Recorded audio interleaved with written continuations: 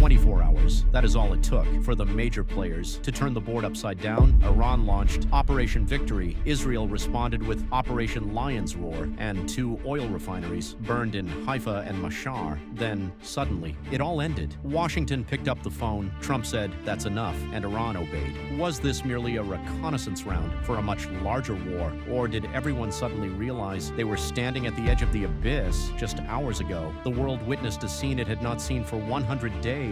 Iran, which had been observing a fragile ceasefire, decided to open the gates of hell. It called its attack Operation Victory. But the surprise? Tehran announced the end of the operation just hours later. Why? Because Washington asked for it. On the other side, Israel named its attack Operation Lion's Roar, an appropriate name, because when a lion roars, it does not settle for applause. The result? A violent exchange of strikes, lasting less than 24 hours, but leaving consequences that may last for weeks. Iranian missiles strike deep inside Israel, the Haifa refinery burns, and air bases enter the crosshairs. Imagine this scene. You are standing in Nahariya, in northern Israel. The weather is calm. Everything seems normal. Then suddenly, air raid sirens begin to wail.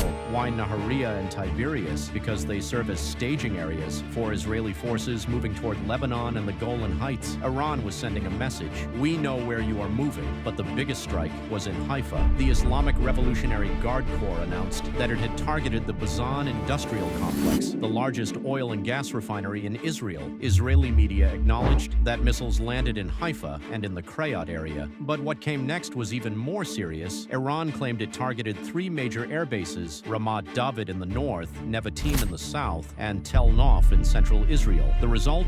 Ben Gurion Airport, Israel's primary international gateway, experienced major disruptions to air traffic. Israel strikes back. The Karun petrochemical complex in Mashar is hit. Israel did not wait long. Its military announced a large-scale aerial operation inside Iranian territory. The targeted cities included Tehran, where explosions shook the capital, Yazd, where blasts echoed across the city, Najafabad in Isfahan province, which came under attack, and even Tabriz in East Azerbaijan province, where residents reported hearing explosions. But the most significant target was Mashar. Israel struck the Karun petrochemical complex in Khuzestan province, southwestern Iran. Why Karun? Because it is not just another industrial facility. It is part of Iran's largest petrochemical network, producing approximately 72 million tons annually. Israel argues that the facility serves a dual purpose. Its products are used in plastics manufacturing, but can also contribute to rocket fuel production. The Trump factor, the man who stopped the war. Now comes the strangest part of the story. Why did Iran announce the end of the operation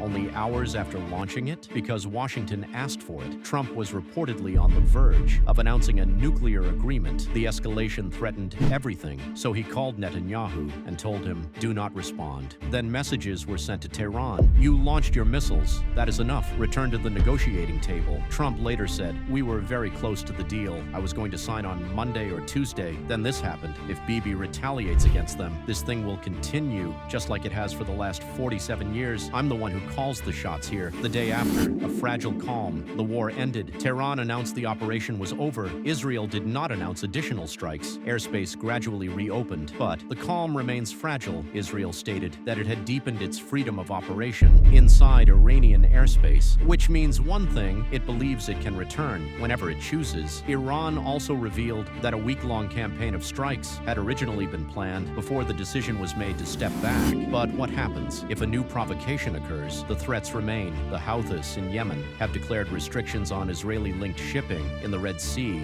Hezbollah in Lebanon has not yet entered the fight, and militias in Syria and Iraq remain on standby, waiting for orders. The final question: did Trump truly extinguish the fire, or did he merely delay a much larger explosion? In the end, the 24-hour war is over, but the reasons behind it remain. The missiles have stopped, but the tension has not disappeared. Negotiations may have returned to the table, but trust has not returned with them. Trump wants a deal. Israel wants freedom of action. Iran wants to prove that it still possesses the ability to strike back. And the Middle East remains trapped between a fragile ceasefire and a conflict that could return at any moment. What happened during those 24 hours may not have been the end of the crisis. It may simply have been another chapter in a conflict whose final chapter has yet to be written. This was our story for today. The coming days will provide the answer. Stay tuned. Write your opinion in the comments.